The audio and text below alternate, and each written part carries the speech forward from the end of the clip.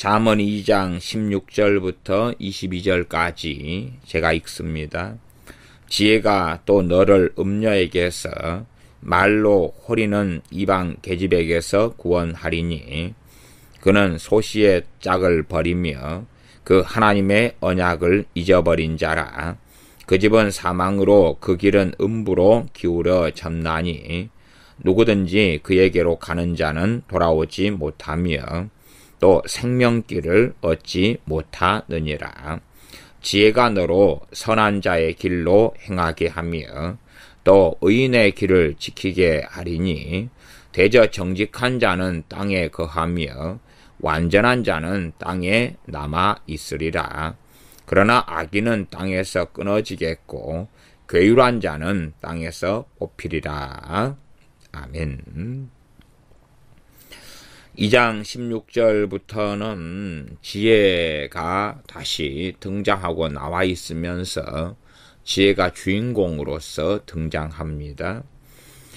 우리가 잠언을 볼 때에 참 지혜에 대해서 주목을 많이 해보아야 됩니다. 2장 1절부터 15절까지는 지혜도 나와 있고 명철도 나와 있고 지식도 나와 있고 그렇습니다.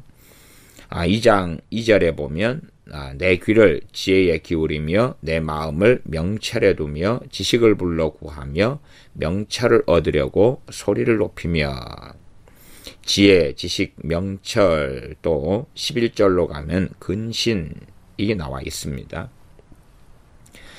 정확하게 이 본문에서 말씀하는 지혜, 명철, 지식, 근신이 무엇인지는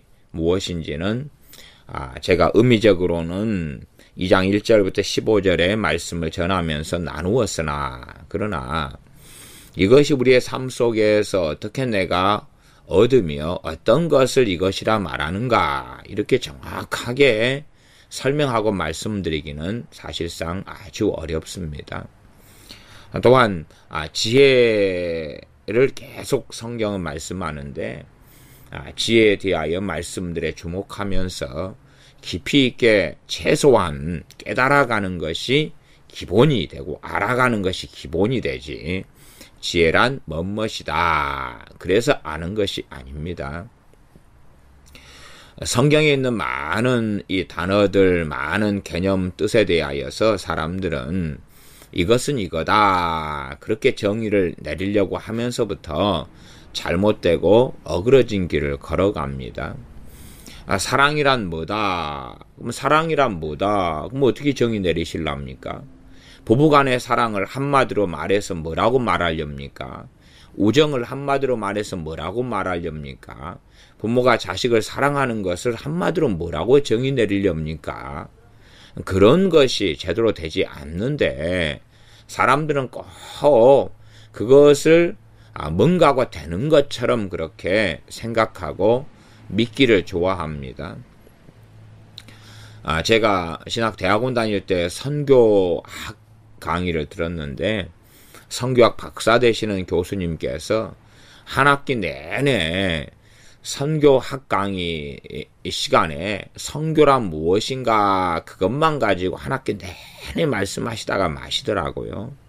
누구누구는 선교를 뭐라 정의했다 그러면서 그걸 쭉 설명하고 그러면 이제 한 강의 두 강의 끝나고 누구누구는 또 선교를 뭐라고 했다 그리고 막 설명하고 그리고 끝나고 그러면서 결국은 이것저것 다 합쳐서 좋은 것 장점들을 따내서 본인 입장에서 나는 선교란 무엇이라고 말한다.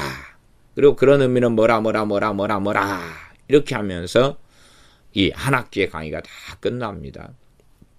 그러나 이리 볼 때 그 교수님께서 마지막이나 혹은 유명한 사람들의 선교란 무엇인가 정의 내리면서 볼 때에 본인도 그걸 다 암기하지도 못하고 다 알지 못하니까 그것을 보고 읽으시더라고요. 또 자기가 그것을 짜집기하고 자기 입장에서 좋은 것을 모아가지고 자기만의 박사님으로서 정의를 내리셨는데 그것도 다 못 내워가지고 보고 읽으시더라고요. 그러니 선교란 무엇인가 이제 개념을 쓰시오. 그렇게 시험이 나와서 본인에게 쓰시라 그러면 아마 그분도 제대로 못 쓰실 거다. 저는 그렇게 생각합니다. 잘 나오면 한 80점이나 나오실까 혼자 생각합니다. 본인도 다 못 외우시니까. 그렇게 굉장히 간단하게 보이는 선교란 무엇인가 그런 정의조차도 쉽게 내리지 못하더라. 또 찬양이란 무엇인가 그래서 정의를 내린 사람들이 오히려 굉장한 함정 속에 많이 빠져들어갑니다. 스스로의 정의를 내리면서 찬양이란 하나님께 높여드리는 것이다. 하나님께 하나님의 영광, 하나님의 속성, 하나님의 거룩하심 등을 노래하는 것이다. 그러니 찬송가 가운데 몇 장 정도만 진정한 찬양에 속한다. 이런 식의 정의도 저는 배웠습니다. 또 그것을 믿고 주장하는 찬양 사역자들이나 찬양하는 사람들도 경험해 보았습니다.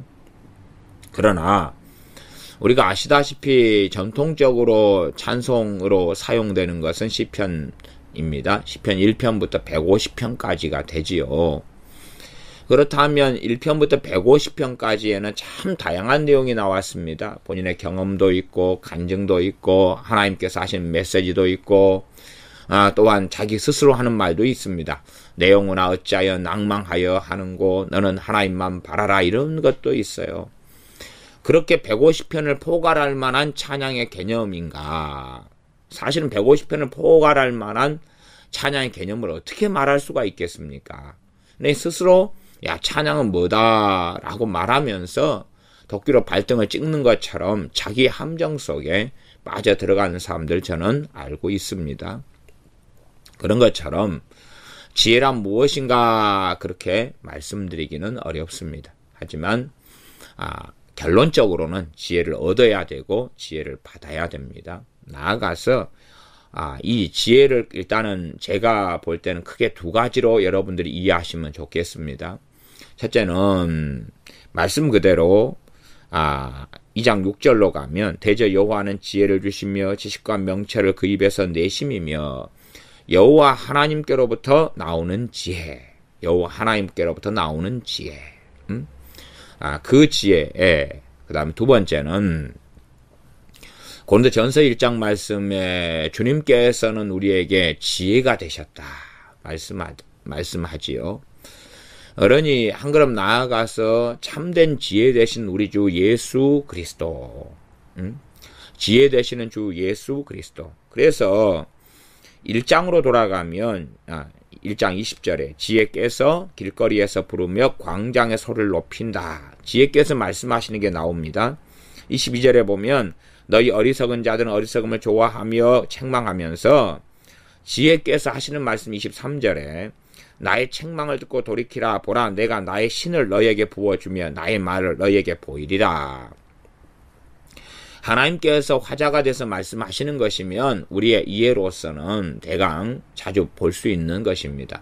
하나님께서 화자가 되셔서 말씀하신 분이 되셔서 나의 책망을 듣고 돌이키면 나의 신, 나의 영, 성령임을 너희에게 부어주겠다. 그러면 아멘 이해가 되지만 지금 여기서는 지혜 되시는 분께서 나의 책망을 듣고 돌이키면 나의 신, 나의 영, 성령님을 너에게 부어주겠다 말씀하셔요. 그러니 이 지혜 되시는 분은 결국은 아버지 하나님 아니면 우리 주 예수 그리스도 주님이십니다. 그런데 지혜와 아버지 하나님을 이 잠언은 구분하고 있습니다. 그럴 때에 우리 주 예수님 밖에는 남지 않게 될 것입니다. 제가 잠언을 볼 때는 이 둘이 하나님으로부터 나오는 지혜 혹은 주님께서 주시는 지혜하고 주님 자신을 가리키는 지혜하고 이 두 부분이 왔다 갔다 하면 병행되거나 때로는 두 개를 다 가리키는 것, 중의적인 의미처럼 보이는 때도 있는 것처럼 보입니다. 그러니 여러분들이 이 두 가지 지혜의 양상을 잘 보시면서 이해하시면 좋겠습니다. 지혜가 16절에는 또 너를 음녀에게서 말로 호리는 이방 계집에게서 구원하리니 그는 소시의 짝을 버리며 그 하나님의 언약을 잊어버린 자라. 지혜가 너를 구원한다. 너를 구원한다. 여기서 구원한다는 것은 영적 구원, 영혼의 구원이 아니라 건져낸다. 그런 의미가 됩니다. 그러니 여기서 지혜만 봤을 때는 주님을 가리킨다. 그렇게 이해해도 맞을 거고, 또 하나님에게서 나오는 지혜는 대부분 하나님 말씀으로 주어져 있지요. 그 지혜를 가리킨다. 그렇게 보아도 될 것입니다. 그래서 여러분이 잠언을 보시면서 이 지혜를 점점점 알아가셔야 됩니다. 몇 구절만으로 되는 게 아니라 계속 읽어보다 보면 지혜에 대하여서 계속 말씀하는 것을 알 수가 있습니다.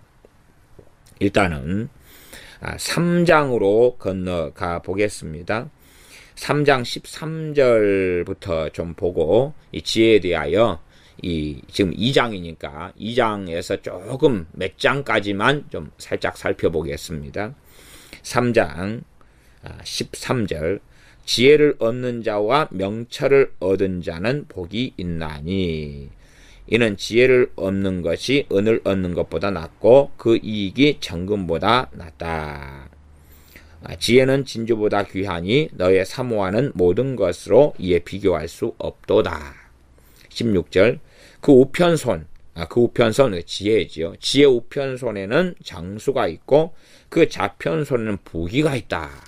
여기까지 가면 이제 지혜는 참 놀랍습니다. 그 다음에 18절로 가면 지혜는 그 얻은 자에게 생명나무라. 지혜를 가진 자는 복되도다.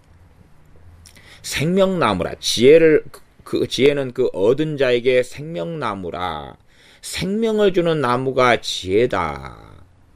그러면 우리는 창세기로 가면 선악을 알게 하는 열매가 달린 선악과가 달린 선악을 알게 하는 나무도 있고 그다음에 생명나무도 있었지요.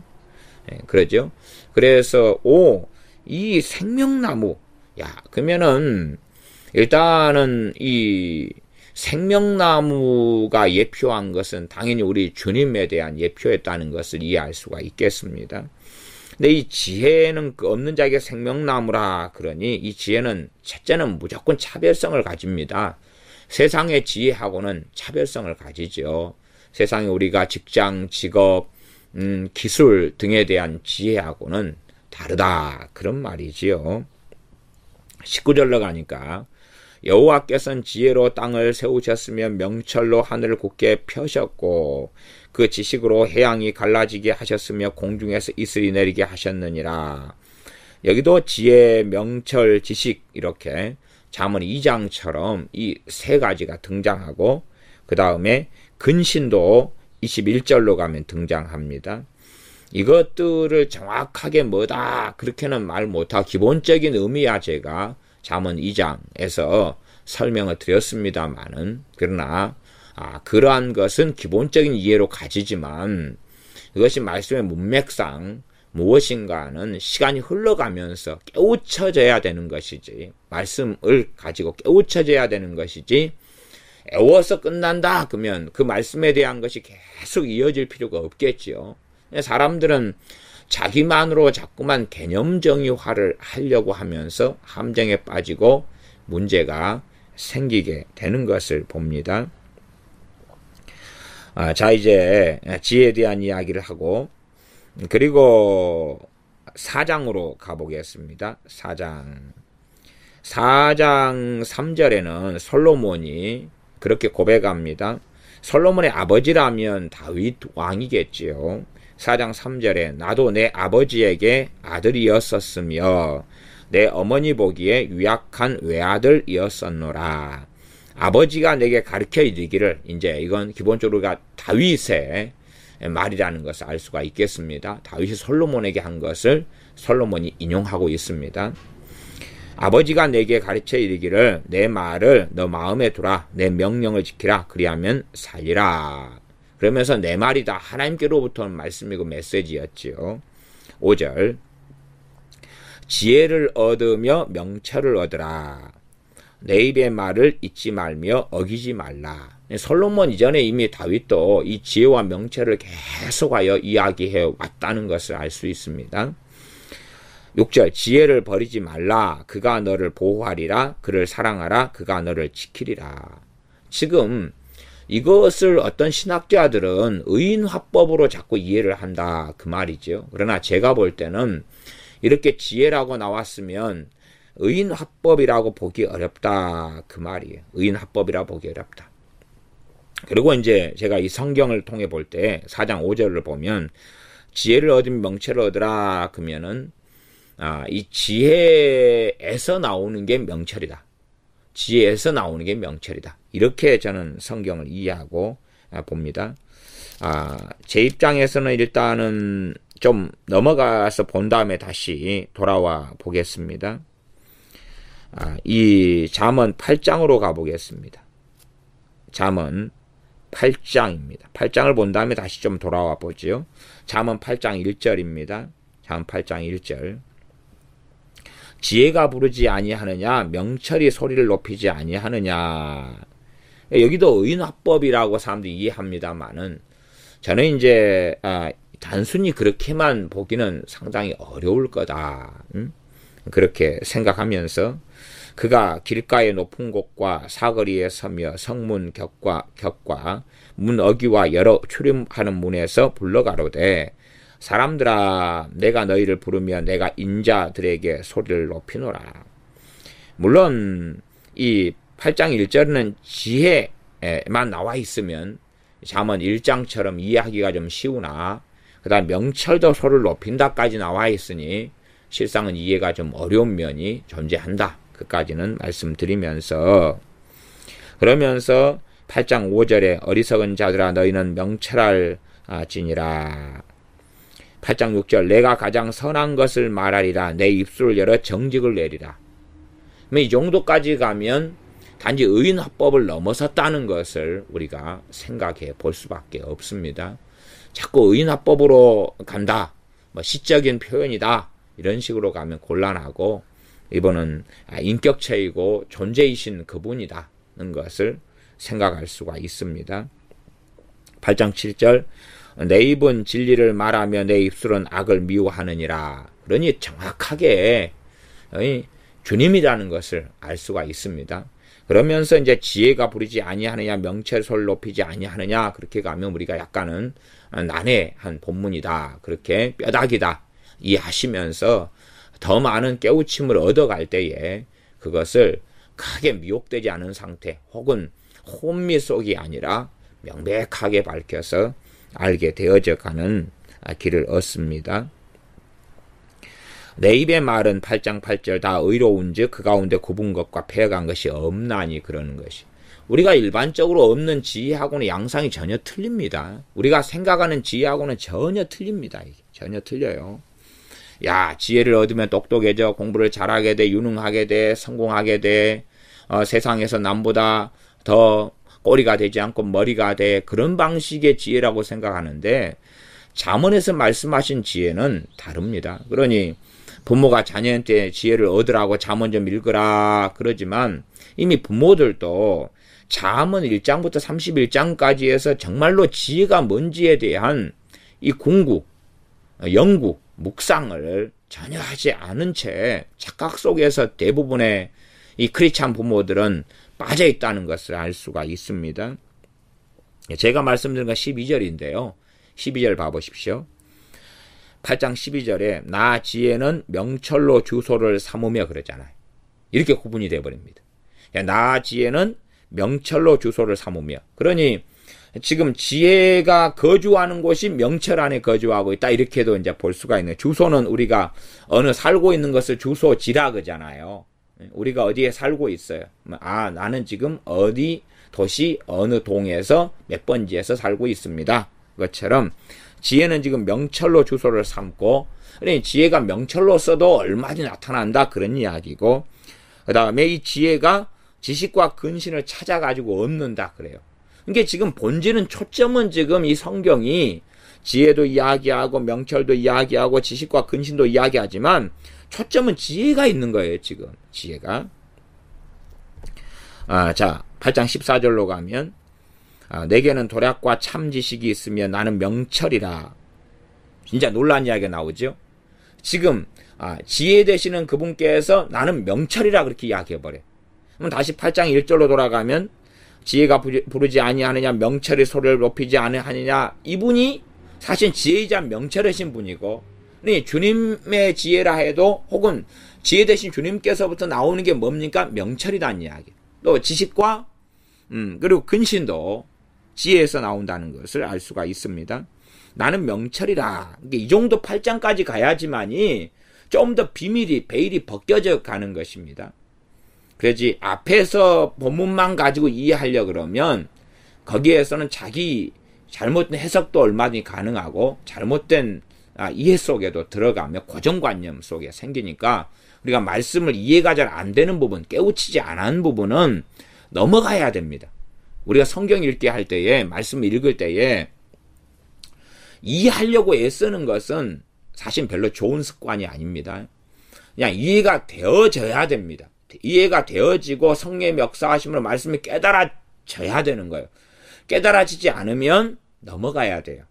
내가 먹을 수 없는 거구나. 아직 내게는 단단한 말씀이구나 하고 때를 기다려야 되고 넘어가야 돼요. 말씀은 그렇게 해야 되지 억지로 그냥 풀려고 해가지고는 베드로 사도가 사도 바울의 말씀들에 대하여 억지로 풀려 하다가 멸망에 이른다. 이런 말씀을 하고 있는 것처럼 그까지는 안 된다 할지라도 말씀을 억지로 자기식으로 이런 사전 갖다 놓고 이런 자료 갖다 놓고 이해하려는 과정까지는 좋다 이거예요. 그죠? 그런데 우리가 번역본을 가지고 헬라 히브리어를 가지고 이 단어가 어떤 단어일까? 그 정도까지는 괜찮다 이거예요. 그러나 거길 넘어서서 알아지고 깨달아지는 게 아니라 억지로 뭔가의 열매를 깨우침을 만들어내는 것은 상당히 위험하다. 그래서 제가 이 큐티 같은 것이 좋은 것이긴 하나 잘못된 방식으로 쓰이는 경우도 많고 상당히 위험한 길을 걷는 경우가 많다. 큐티를 바르게 하려 그러면 말씀을 쭉쭉 읽어나가시라. 그리고 성령님께서 깨닫게 하시면 그 말씀을 붙잡고 은혜를 받고 그 말씀을 레마로 받고 그걸 가지고 살아가고 이해가 안 되고 깨달음이 없고 성령님께서 말씀을 또 역사하지 않는 말씀들을 억지로 그냥 붙잡고 살아가면 안 됩니다.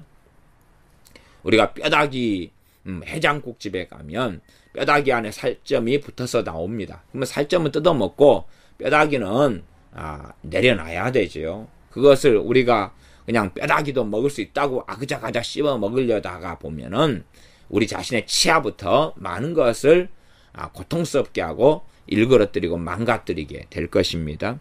그래서 하나님 말씀을 이렇게 읽어가면서 이런 말씀은 있구나.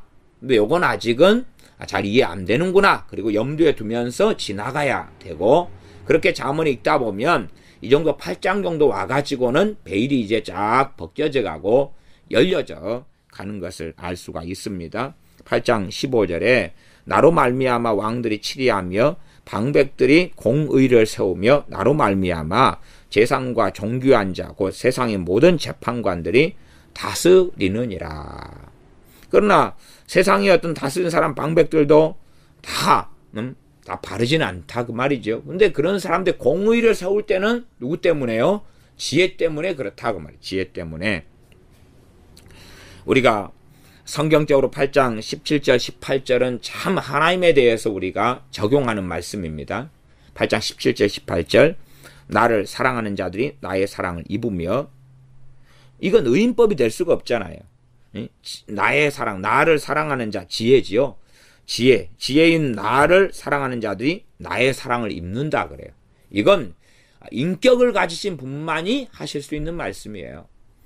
지혜이신 나를 사랑하는 자들은 지혜인 나의 사랑을 입는다. 또 나를 간절히 찾는 자가 나를 만날 것이다. 우리 하나님에 대해서 사용하잖아요. 마찬가지로 지혜에 대해서 지혜 되신 분께서 말씀하시니 이분은 우리 주 예수 그리스도일 수밖에 없는 것입니다. 그러니 주님을 간절히 찾는 자가 주님을 만난다는 사실이. 그리고 모든 지혜는 본질적으로 아버지께로부터 나오고 또한 우리 주 예수님께로부터 지혜가 나옵니다.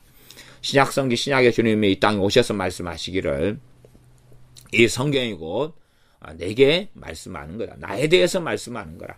그러나 이 잠언을 읽으면서도 유대인들 이스라엘 사람들부터 시작해서 많은 사람들 눈이 가리워져 가지고 주님을 만나지 못하는 일이 벌어지고 단지 그냥 지혜를 자기의 어떤 또 다른 능력처럼 생각하는 거죠. 또 다른 지식처럼 자기가 마음대로 활용할 수 있는 것처럼 생각해서 오히려 주님을 만나야 되는데 주님을 만나기보다는 어떤 통찰력을 얻고 어떤 더 높은 IQ를 얻고 그런 식으로서 생각하는 경우가 많습니다. 크게 지혜는 두 가지 부분이라고 제가 말씀드렸습니다. 첫째는 주 예수 그리스도 주님을 가리키는 지혜하고 또 하나는 주님으로부터 혹은 아버지 하나님으로부터 나오는 지혜.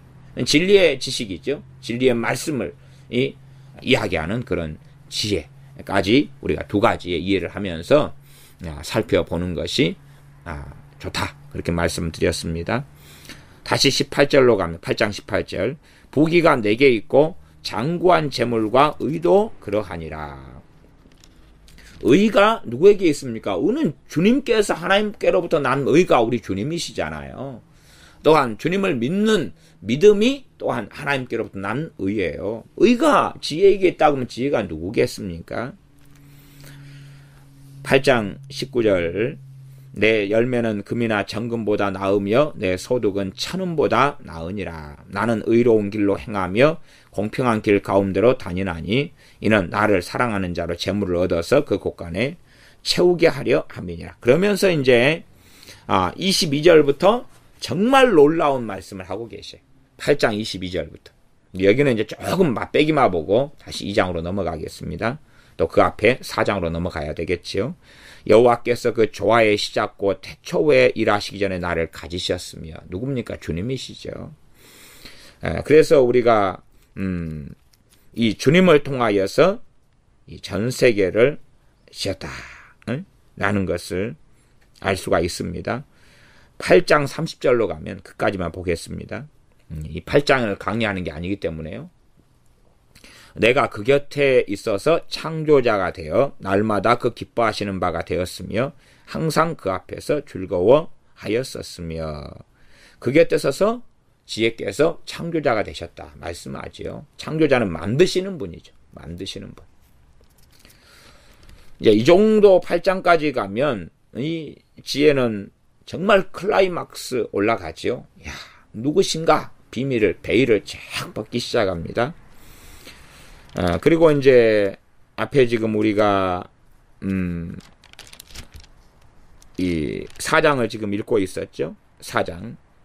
4장으로 다시 돌아온다 그랬습니다. 4장 6절로 가면 지혜를 버리지 말라. 그가 너를 보호하리라. 그를 사랑하라. 그가 너를 지키리라. 누가 그랬습니까? 아버지가요. 솔로몬의 아버지 다윗이요. 그랬다고 지금 이야기하고 있는 부분이었습니다. 지혜가 제일이니 지혜를 얻으라. 무릇 너의 얻은 것을 가져 명철을 얻을지니라. 무릇 너의 얻은 것, 지혜를 얻으라. 그리고 무릇 너의 얻은 것 그러면은 수식어가 지혜를 얻어가지고 거기에서 뭘 얻게 됩니까? 명철을 얻게 된다는 것이. 그러니까 성경은 지혜와 명철을 분리시키지 않아요. 구분시키지 않아요. 지혜 대신 주님을 얻고 주님으로부터 또한 지혜가 나오고 또한 명철이 나오고 근신이 나오고 지식이 나오는 것이죠. 이 연관성입니다. 4장 8절 그를 높이라. 뭘 높여요? 누구를 높입니까 도대체? 우리가 세상이 지혜다 그렇게 말하면 와 세상 지혜를 높인다. 예를 들어 어떤 탁월한 지식과 지혜가 담겨있는 책이 있다고 합시다. 그러면은 그 세상 책, 지식 정말로 막 탁월한 책이 있다 그러면 그 책을 높입니까? 이렇게 와 이 책은 영광을 받으소서. 이 책은 대단합니다. 위대합니다. 오히려 높이려면 그 책을 쓴 사람을 높여야 되겠죠. 그러지 않습니까? 그 책 자체가 아니라. 근데 여기서는 그를 높이라 지혜인데 지혜를 높이라 왜 높이겠습니까? 그리하면 그가 너를 높이 들리라. 그래서 의인화법이 아니라 정말로 주님은 살아계신 분이시기 때문에 지혜는 살아계신 분이시기 때문에 이런 것을 사용하고 말하는 것을 알 수가 있습니다. 만일 그를 품으면 그가 너를 영화롭게 하리라. 그가 지혜께서 아름다운 관을 내 머리에 두겠고 영화로운 면류관을 내게 주리라. 정말 신약으로 가서는 면류관을 누가 주십니까? 주님께서 주시죠. 의의 면류관, 영광의 면류관, 심판대에 주님이 앉으셔서 주님이 주십니다. 이때는 자세히 잠언이 펼쳐져 있어도 흐릿하게 커튼 뒤에 있는 어떤 물체를 보는 것처럼 사실 흐릿합니다만은 그래도 알고 나서 보면 쫙 베일을 열어갑니다. 그렇게 보아야 되는데 이제 신약시대를 살아가는 우리가 그것을 못 본다는 것이 눈이 상당히 가리워져 있다 하는 것을 알 수가 있습니다. 자, 주님이 지혜가 되시고 주님으로부터 지혜가 나오고 다시 이제 2장 16절이니까 16절부터 22절이니까 다시 그리 보겠습니다.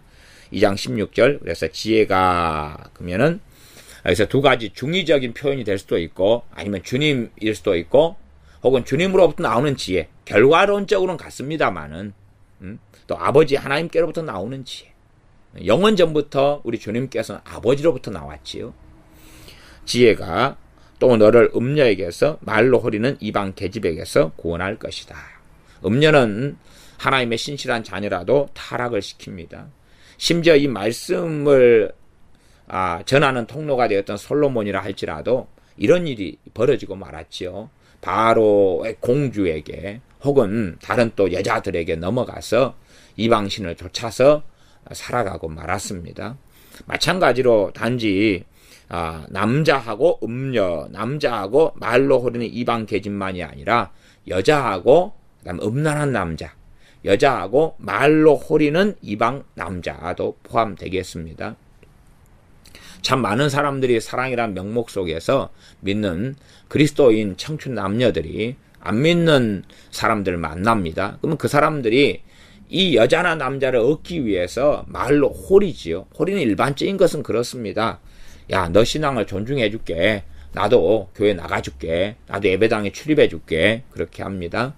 그러나 나중에 결혼하고 난 다음에는 얼마나 이제 불신자와 살아가는 것이 주님 믿기 어렵고 힘들고 고통스럽고 스스로 환난을 자초했고 도끼로 발등 찢기라는 것을 했다는 것을 알게 되지요. 그러나 사랑에 빠지고 눈멀 때는 알려 하지 않고 보지 않으려 하고 그리고 어리석은 길을 걸어갈 때가 많습니다.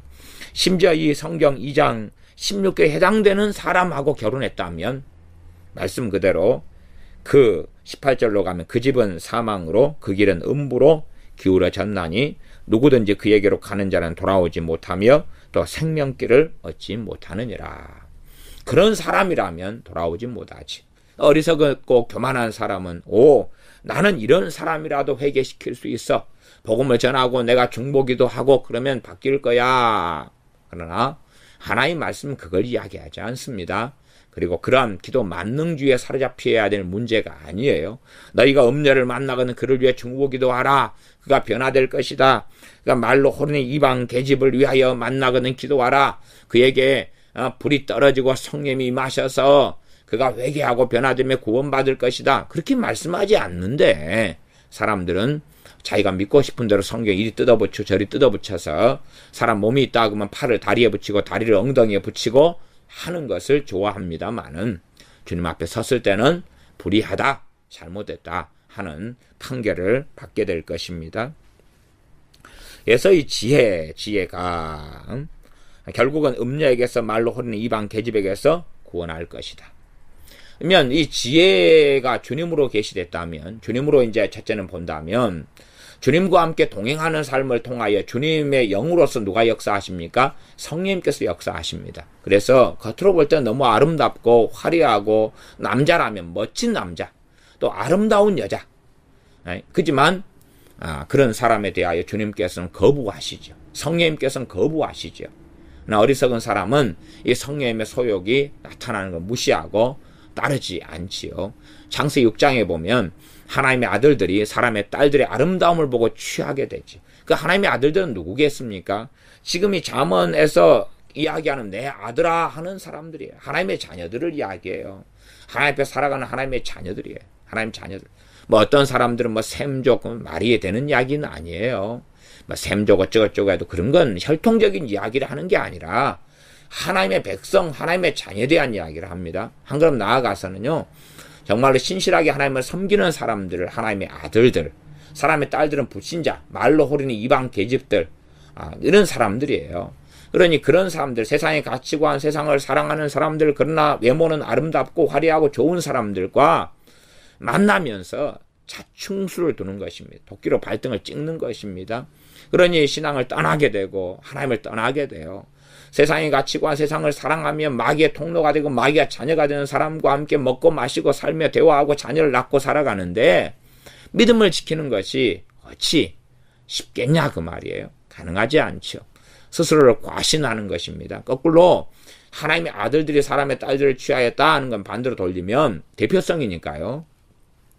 하나님의 딸들이 사람의 아들들을 취하였다. 대부분 이제 남자 여자를 취하는 관점이니까 그리 취하여졌다 그렇게 볼 수도 있겠지요. 그렇게 이 하나님의 사람들이 자기 보기에 멋진 남자 또 멋진 여자들을 선택하면서 하나님을 떠나는 길을 좋아하고 떠납니다. 왜냐하면 자기가 사랑하면 다 되는 거예요. 사랑에 빠져서 사랑이면 다 된다. 사랑이면 내가 사랑하니까 하나님께서도 어떻게 해주시겠지.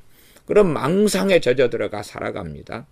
그런 길을 걸을 때부터가 주님을 부인하는 자리 속에 서 있는 것이니 이제는 주님의 보호하심을 누릴 수가 없게 됩니다. 주님으로부터 나오는 지혜든지 혹은 아버지께로부터 나오는 지혜든지 주님 자신을 말씀하는 지혜든지 간에 이 지혜가 구원한다, 건져낸다. 주님과 올바른 관계 속에 살아간다면 성령님께서 그를 깨우치시고 알게 하시며 보호하시는 역사하심이 계속 나타나겠지요. 그러나 주님과 바른 관계가 아니라면 그렇게 되지 않을 것입니다. 또한 이 음녀나 말로 하는 이방 계집에 대해서는 이런 설명도 합니다. 17절에 보면 그는 소시의 짝을 버리며 그 하나님의 언약을 잊어버린 자라. 그 소시의 짝은 뭐 조강지처 이런 게 될 수도 있고 자기가 어떤 남자 여자와 결혼하고 살았는데 자기 육적으로 만족을 못 시켜줘요. 그냥 성공이나 부귀 영화 이런 게 아니기 때문에 자기 육체의 정욕을 따라서 떠나가는 그런 사람들 그리고 때로는 하나님을 믿고 섬겼어요. 그런데 그 하나님의 언약을 잊어버린 거. 하나님의 언약을 잊어버렸다는 버려버렸다 그런 뜻입니다. 하나님을 등지고 배교한 사람들이 이런 사람들과 함께 이런 사람들이 음녀로 말로 호르는 이방 계집이 되고 맙니다. 이스라엘 사람이라도 하나님을 등지면 그 이스라엘 사람을 이방인이라고 말하는 것입니다.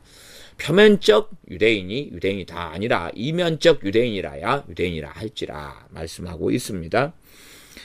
그러한 사람과 만나서 살아가면 그 집은 사망으로 그 길은 음부로 지옥으로 기울어졌나니 누구든지 그에게로 가는 자는 돌아오지 못하며 또 생명길을 얻지 못하느니라.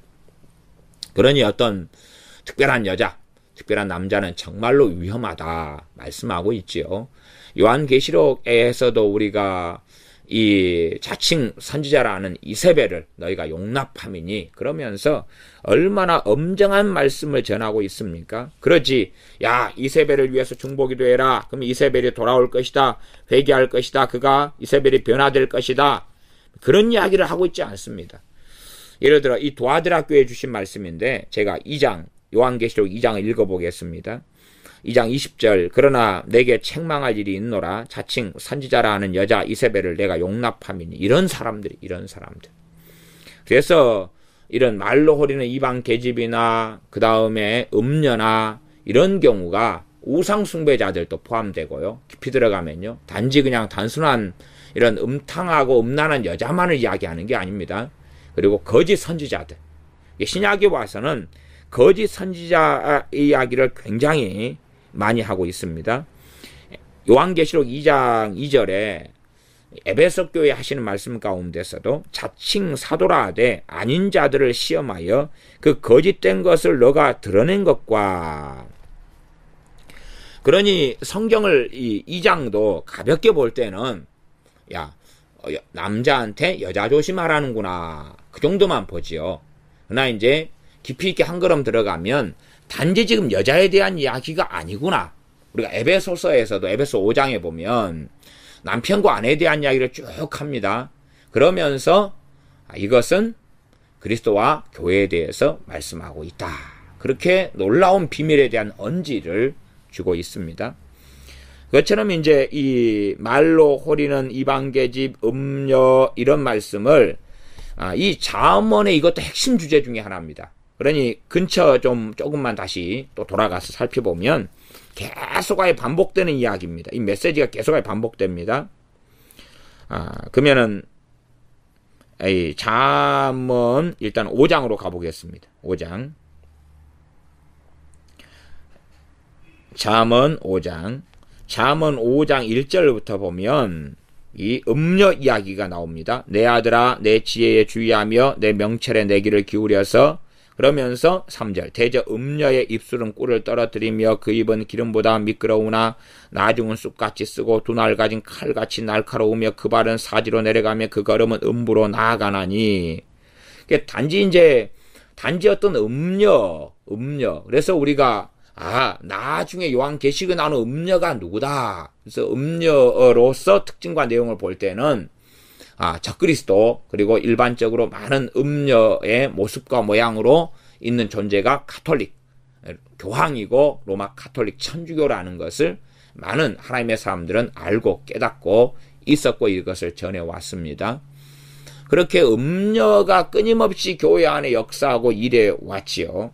단지 그냥 이 음녀가 음란한 여자구나 그런 식의 생각을 하는 것은 참으로 순진한 이야기가 됩니다. 그래서 이 잠언에 있는 음녀하고 요한계시록의 음녀하고 그리고 적그리스도, 거짓 선지자, 자칭 사도, 거짓 사도 이런 것이 다 연결되는 것입니다.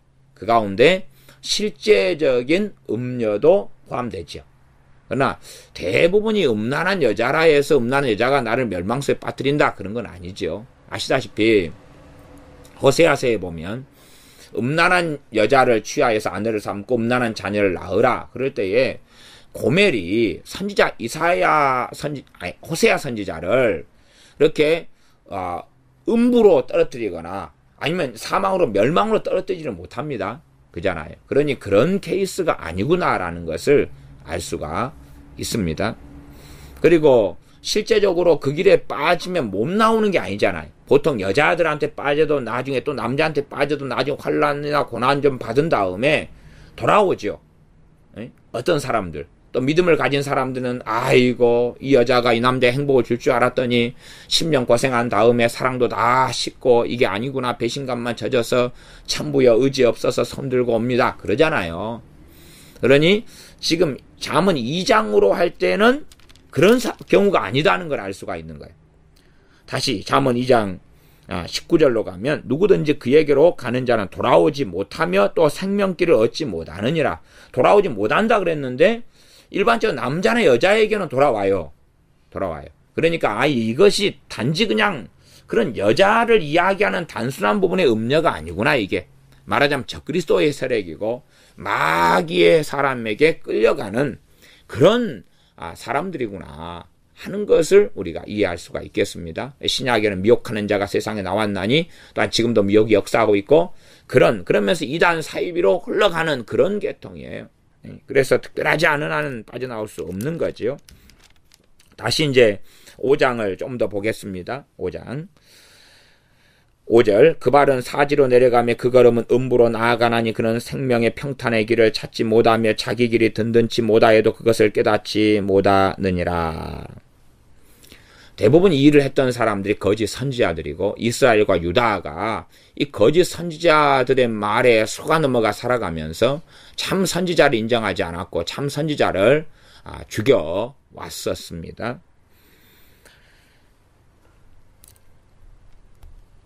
자, 그리고 이제 그러면서 이 중의적인 의미가 이 음녀에게도 같이 있어서 실제적인 어떤 이제 여자 이야기를 같이 끄집어내기도 합니다.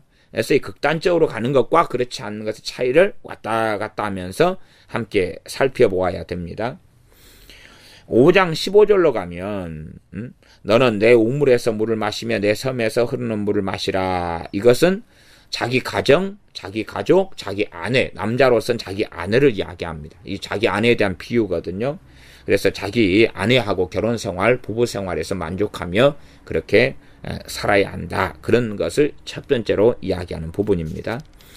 다시 이제 좀 넘어가서 6장, 잠언 6장입니다.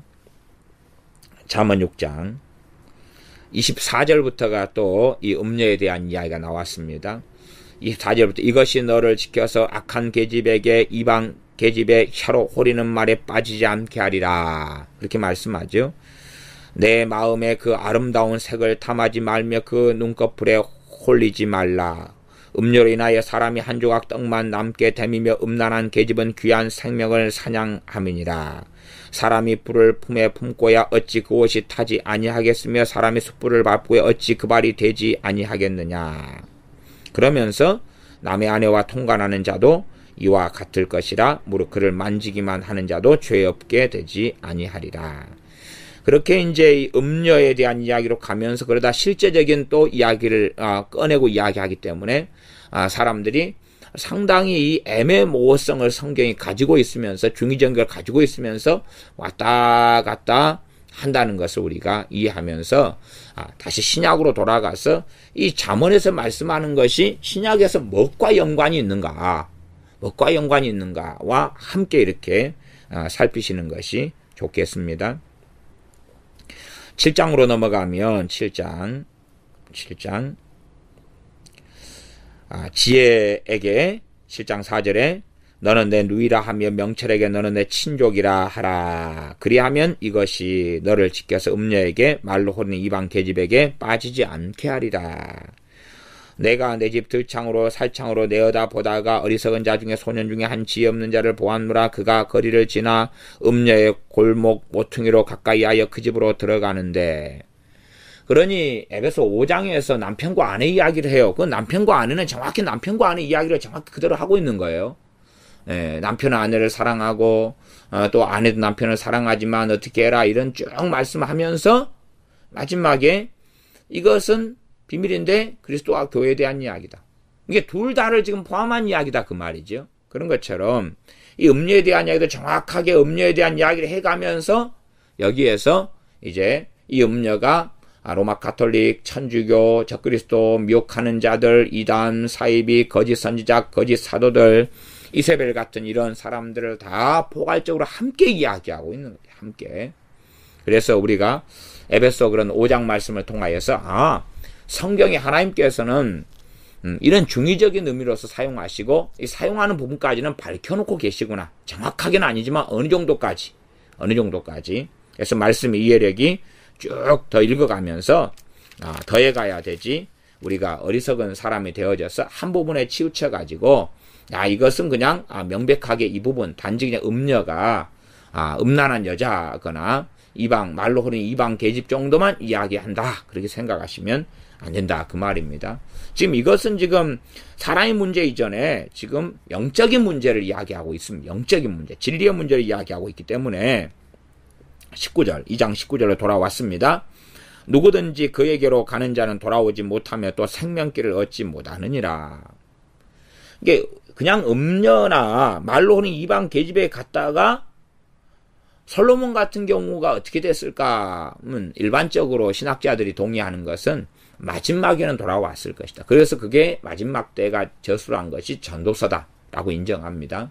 그래서 그 중간에 이제 늙었을 때 어느 늙었을 시점에서 점점 빠졌다가 최종적인 때 다시 돌아왔을 것이다라고 이제 이해를 하지요.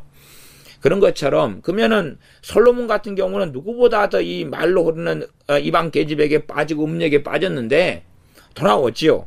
나 19절로 가면 그에게로 가는 자는 돌아오지 못하며 또 생명길을 얻지 못한다 그렇게 이야기했잖아요. 그러니까 이게 중의적으로 와가지고 그 다음에 이것이 최종적으로는 뭘 이야기해 버리느냐 하는 것이죠. 최종적으로 뭘 이야기하느냐. 적그리스도나 거짓 선지자들에게 넘어가 버리는 그런 사람들을 이야기합니다.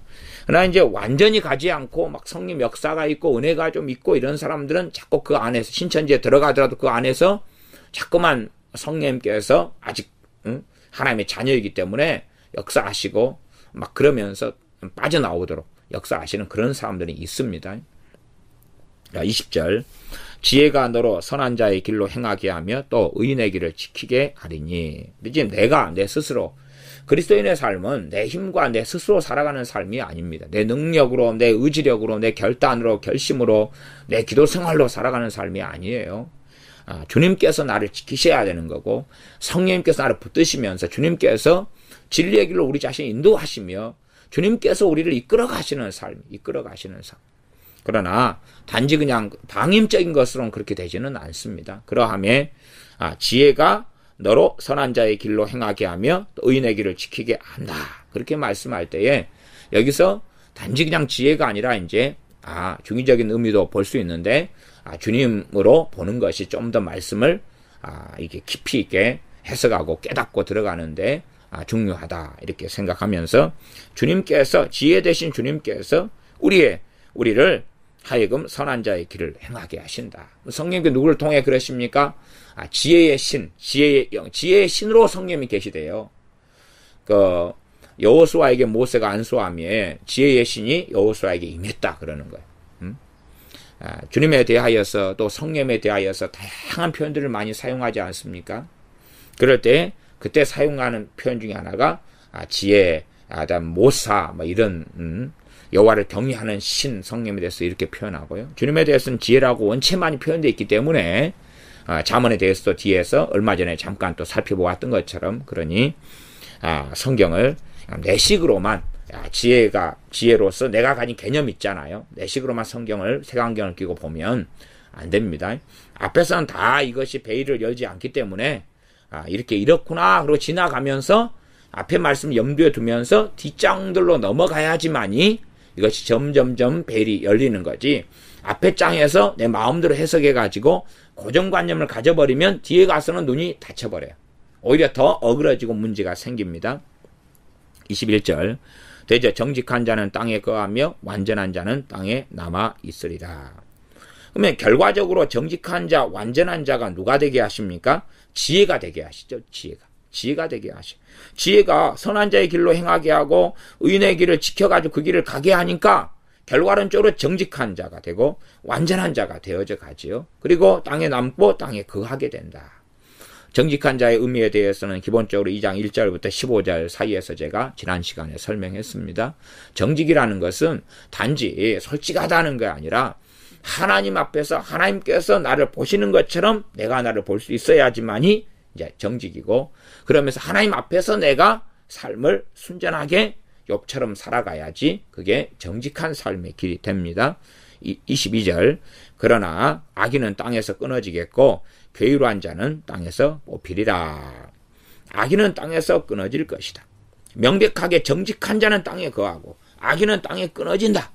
그러지 악인도 구원받게 될 것이다. 악인도 회개하게 될 것이다. 그게 아닙니다. 악인에게는 에스겔 선지자를 통해 말씀하셨지 않습니까? 악인이 악을 버리고 하나님께 돌아오면 구원받을 것이다 그랬어요. 그러나 악인의 상태에서는 구원받지 못한다 그 말이에요. 악인은 뭘 버려야 됩니까? 악을 버려야 한다는 사실. 악을 버려야 한다. 그러지 악인으로서 자기 마음대로 살아가는데 막 성령 임하시고 부흥이 일어나면서 악인이 돌아올 것이다. 전혀 그렇지 않았습니다. 대부흥의 시대 때에도 그 대부흥의 모든 그리스도인들이 포함된 게 아니었습니다. 누구보다도 이 부흥을 주실 때 부흥을 방해했던 사람들은 대부분의 주의 종들이었어요. 주의 종들이 성령의 역사하심을 제대로 알지 못하고 그 부흥이 일어났을 때에 그걸 마귀 역사라고 단정하고 모함하고 공격하면서 대부흥을 무너뜨려 왔었어요. 그래서 부흥이 일어난 다음에 신속하게 부흥의 불결이 꺼지고 없어져 버렸다는 사실입니다. 그러니 악인은 땅에서 끊어진다는 말씀 명백한 것이 누가 땅에 거하느냐? 정직한 자가 거해요. 그러면 우리가 정직한 자 속에 들어가야 하나? 이 정직한 자가 누가 되게 하시느냐 하면 지혜께서 가능하게 하신다는 사실이에요. 지혜께서 너로 선한 자의 길로 행하게 하며 또 의인의 길을 지키게 한다. 그래서 제가 사람들이 지혜가 주님이신 줄 잘 알지 못하니까 제가 이 본문의 설교 제목을 정하면 지혜가 너를 지키리라 이렇게 하겠지만 사실상은 지혜께서 너를 지키시리라 이렇게 이제 해야지 좀 맞겠죠. 그러나 사람들 원체 고정관념이 많아가지고 자기식으로 성경을 보기를 좋아해서 그럽니다. 물론 이 지혜는 중의적인 의미로서 우리가 보면서 이 문맥마다 살피는 것이 필요하다 말씀드렸습니다. 남편과 아내에 대해서 말씀을 정확하게 하시는데 그러면서 갑자기 그리스도와 교회에 대해서 이건 말하는 거다라고 말씀하고 있기 때문에 그렇습니다. 그러면 이 아내들은 남편에게 순복하라. 그건 무슨 말이겠어요? 우리한테, 교회한테 주님에게 순복하라 그 말이죠. 주님에게 순복하라 그 말이죠. 그 다음에 남편들아 아내를 자기 몸처럼 사랑하라. 주님에 대해서 주님께서 우리를 자기 몸처럼 사랑하신다는, 이미 사랑하셨고 사랑을 확증하셨고 그렇게 사랑하고 계시고 그 말씀대로 이미 이루고 계신다는 것을 우리는 알고 있다는 사실이에요. 그러니 우리가 아내 된 위치, 모든 남자나 여자나 다 누굽니까? 그리스도의 신부고 아내지요. 그러니 사실상 단지 아내들아 이야기하니까 아이고 내 마누라에게 하나님께서 하시는 말씀이네. 그게 아니라 그건 모든 남녀노소 할 것 없이 그리스도인 우리 주님을 믿는 사람들이 다 그리스도의 신부이기 때문에 아내들아 남편에게 순종하라, 복종하라, 순복하라. 그러면 우리한테 말씀하시는구나. 주님께 순종해야 되구나. 그걸 알면서 그러면서 또 달리 아내된 여자들에게 또한 하시는 중의적인 말씀이구나. 그걸 알아야 된다 그 말이지요. 악인은 땅에서 끊어지겠고 괴유로한 자는 땅에서 뽑히리라. 이 괴유로한 자가 누구냐 하면 일단 괴유로한 자 그럴 때 시브리어는 바가드 그럽니다. 바가드 이렇게 해서 괴유로한 자 그럽니다.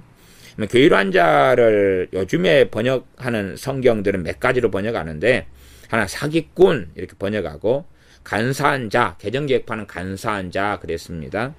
그리고 이제 또 다른 성경은 뭐 불성실한 사람 이런 식의 번역이 있는데 불성실한 사람으로서 아마 우리말 성경인가 그렇게 번역하지 않나 이렇게 제 기억에는 그런 것 같은데 불성실한 사람은 좀 게으르한 자의 이 본문의 전체 의미에서는 악인하고 게으르한 자가 함께 가는 거기 때문에 급수가 같습니다. 그러니 불성실하다 이럴 때는 이 바가드란 단어 안에는 그 의미는 있어요. 여러 가지 의미 가운데. 그런데 그것은 좀 곤란하다 그래 생각합니다. 그래서 바가드란 의미 가운데는 남몰래 행동하다, 약탈하다, 그 다음 거짓으로 사람을 대하다, 그다음 범죄하다, 속이는 사람, 속이다 이런 의미들이 골고루 들어가 있어요. 그러니 괴유로한 자 그럴 때 제가 볼 때는 최소한 좀 나으려면 다 그런 의미를 포괄하지만 사기꾼 간사한 자는 것이 그 불성실한 사람보다 좀 더 낫고 그 다음에 이 약탈하고 거짓으로 사람을 속이고 이 아예 위선적으로 사람을 대하면서 그 사람을 오히려 모략하고 공격하고 빼앗고 약탈하고 이런 전반적인 그 악인의 한 종류로서의 괴유로한 자를 제가 볼 때는 말씀하는 것 같습니다. 이 괴유로한 자는 땅에서 뽑히리라. 땅에서 끊어지고 땅에서 뽑힌다 그랬으니까 의미가 같죠. 강조용법이라고 볼 수도 있습니다. 악인과 괴유로한 자가 악인이 어떻게 나타난다고요? 괴유로한 자의 모습으로 나타난다. 이렇게 이해하는 것도 좋다고 봅니다. 그래서 이 악인이 어떻게 나타나느냐? 사기꾼이다. 온갖 거짓말을 하고 얼굴이 겉과 속이 다르고 간사하고 또한 사람을 진실로 대하지 않고 거짓으로 대하고 그리고 실제로 그 사람들은 불신실하다. 불성실하다. 영어로 한다면 unfaithful. 그러니 말이 그냥 달라요. 오늘 이 말 했다가 자기 빈정상하니까 내일은 저 말 했다가 약속을 밥 먹듯이 어기고 남의 걸 빼앗고 약탈하는 이런 사람들. 그런 사람들이 땅에서 뽑힌다. 라고 말씀합니다. 그러니 우리가 악인의 길을 걷지 아니하고 의인의 길을 걸어야 하며 이 의인의 길을 걷게 하시는 분은 지혜께서 그렇게 가능하게 하시며 지혜께서 우리를 보호하셔야 된다는 사실입니다. 하나님으로부터 나오는 지혜가 우리를 보호하거나 참으로 지혜자 되신 주님께서 우리를 보호하시는 것, 이 두 가지 의미로 이해할 수 있습니다. 기도하겠습니다. 아버지 하나님, 우리의 힘으로 살지 아니하고 아버지 하나님으로부터 나오는 또한 주님으로부터 나오는 지혜를 얻고 지혜를 구하며 지혜로 살게 하여 주시옵소서. 또한 참된 지혜가 태초부터 계셨던 지혜가 주님이신 줄을 자문을 통하여 계시하시오매 우리가 내 힘으로 내 결단과 내 결심으로 주님 앞에 살지 못하온즉 중보자 되시며 대제사장 되시며 참된 지혜 되시는 주님께서 우리를 보호하시며 지키시며 성의 역사하심을 통하여서 우리가 진리의 길, 선한 길, 또한 의인의 길을 걷게 역사하시며 붙잡아 주시옵소서. 우리 주 예수님의 이름으로 기도하옵나이다. 아멘.